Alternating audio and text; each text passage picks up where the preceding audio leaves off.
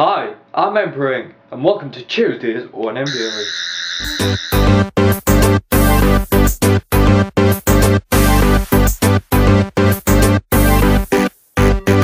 Today, let me take you through time, space, and matter, and a little blue box. Yeah, today's topic is Doctor Who. Well, I guess I'll begin with how the show began for me, really, and how I got into it.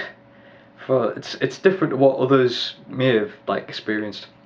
So, the first episode of Doctor Who that I saw was in fact Parting of the Ways.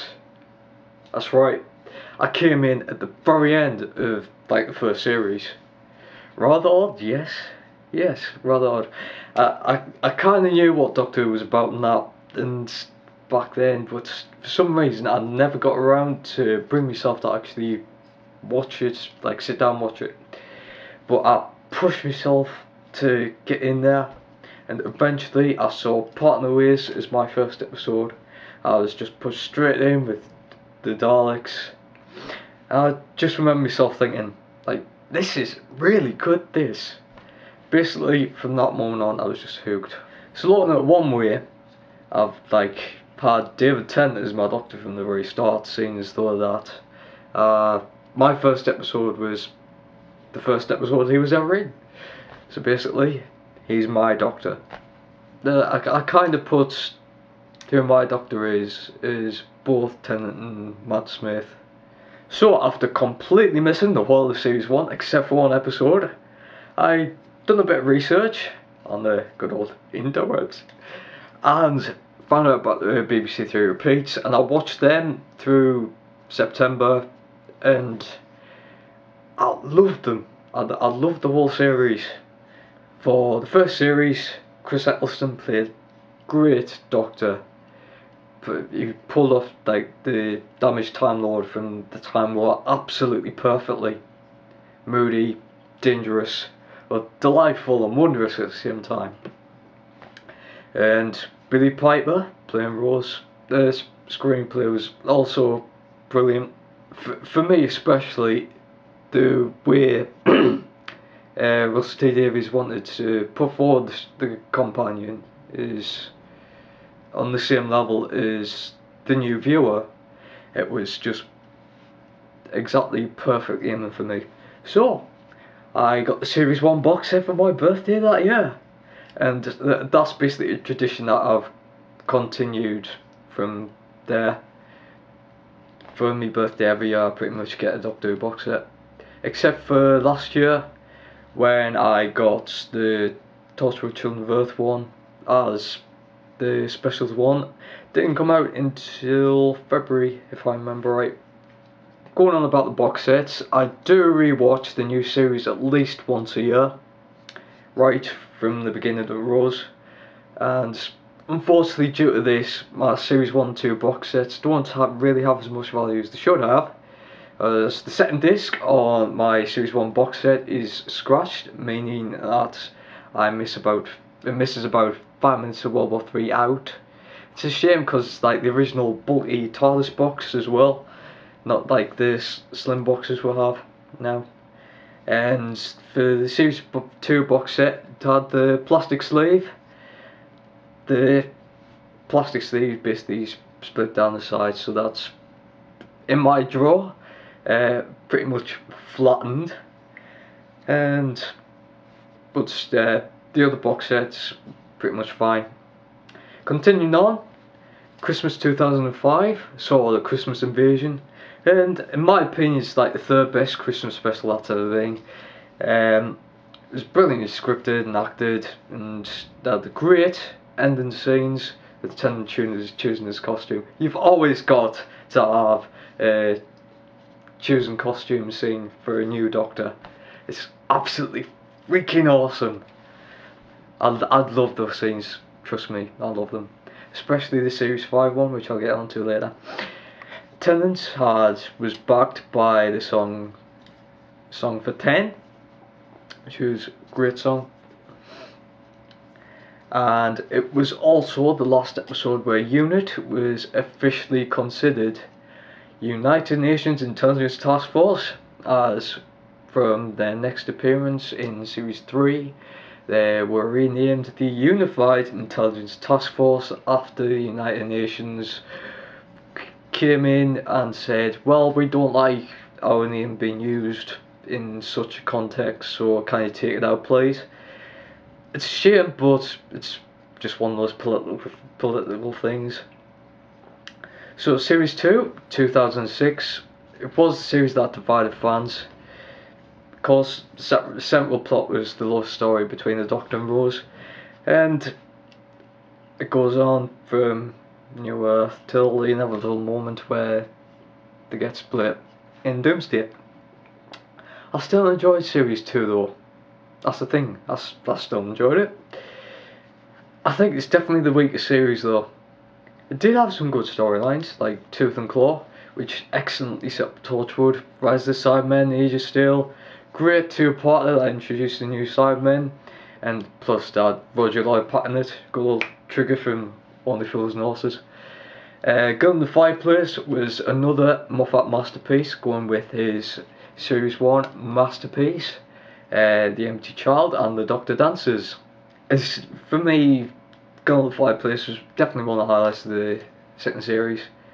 You've also got The Satan Pit and The Impossible Planet, which gave us the Odd Ood, which would become a critical species in David's storyline. Then we came to The Army Ghost and Doomsday. To be honest, I enjoyed it. However, I knew it was heavily criticised for being too fanboyish with the Cybermen vs Daleks theme. However, the end scenes on Bad Wolf Bay were just heart-wrenching, in my opinion. When the Doctor is in the TARDIS feeling sad, it should have ended there. They should not have put Donna introducing at the end. That was just a no-no for me. It's terrible. Russell, what were you thinking? Dear me. Anyway, just totally killed the atmosphere. Like they separate a couple of sadness at losing each other, really. And so this leads us on to The Runaway Bride, where it's definitely the worst of the Christmas specials. A bit on Catherine Tate, of course, comedian. Some comedians I find funny, some I don't. I don't find Catherine Tate that funny. Acting wise in Doctor Who, Donna was just based too much on Tate herself, and it just didn't work. She didn't really start to flourish acting wise till the end of Series 4. Up until then, I just felt that, as I said, it was written too specifically for Catherine to play. So The Runaway Bride, in my opinion, was just spoiled by having done it. It's too comedic and rubbish. To me, it just didn't fit in with what I'd experienced in the show so far. Tin had some great moments though, especially in the scene where he's facing off against the Atlas Arachnos with the baubles, swapping the place with the Tens. Great scene, awesome. So now we've had the love story, we're getting the unrequited love story with Series 3. Overall, Series 3 stands as one of my favourite series of the RTD era with Series 1. And mainly, it's because of the master, John Sim, amazing. Absolutely up there. Let's not forget good old Martha Jones, played by Freema Agyeman, and played very well, I must say. Series 3 was just basically a series of great quality. I can't really think of an episode that wasn't up to scratch. The only problem was that it's a problem that's plagued Doctor Who since the rebirth in 2005, which is overused Daleks. Yeah, RTD, as everybody's watched the show will know, had a fascination with Daleks, and it was included at least one episode in Series 1 to 4. A series break from the Daleks would be nice. And I have to mention Blink, talking about Series 3, in which Moffat creates another masterpiece. And also creates a great creature that will be critical for Series 5, the Weeping Angels. Don't blink! Don't even blink! Blink and you're dead! Weeping Angels, great creatures in my opinion. I'm glad they were reused in Series 5. However, the 3-part finale with the Master is basically the best bit about Series 3. Just the way the whole series works, leading up to the great confrontation between two of the Time Lords, with still the destruction of Gallifrey and the Time War still playing a major role in the plot. The combination of Sim and Tennant was just a killer, and they really just bound off each other. Perfect match, Sim and Tennant, perfect match. Then came the Master's dying scenes, and you really feel the Doctor's pain. Great scenes from Tennant there, and you just knew the Master would return. He's too big a character to kill off. Even without seeing the little clip with the Master's ring. So that year's Christmas special, Voyage of the Damned, is my second favourite, and basically it was just epic. Lots of running, a man and boxing wheels, great enemy with the hosts, and scene where Astrid sacrificed herself and she got the slow-mo shot of Tennant with the Doctor forever over the top of it. One of my favourite scenes in Doctor Who ever. You just really feel the Doctor's power emanating from that screen. I should mention the awesome, oops, dropped my sonic screwdriver, Clive Swift, who played Mr. Copper, actually know from keeping up appearances. I didn't know at the time that the episode aired he'd actually been in Doctor Who before. Revelation of the Daleks he was in. Clive Swift, great actor, and obviously you gotta give Carly mention for playing Astrid, absolutely fantastic. Series 4 brought back Catherine Tate with Partners in Crime, which wasn't a really good start to the series. It lacked like the bang that Series 3 had. However, Series 4 is still generally okay. Catherine's acting improved through each episode, started off very lacklustre and finished on a high. The series saw a great return from the Sontarans. I generally found the two-parter really entertaining. The two stand-up performances beside Tennant really, Bernard Cribbins as Wolfmott and Julian Bleach as Davros. Bleach has really become regular in the Who universe, appearing as not just Davros but Ghostmaker in Torchwood and the Nightmare Man Sarah Jane Adventures.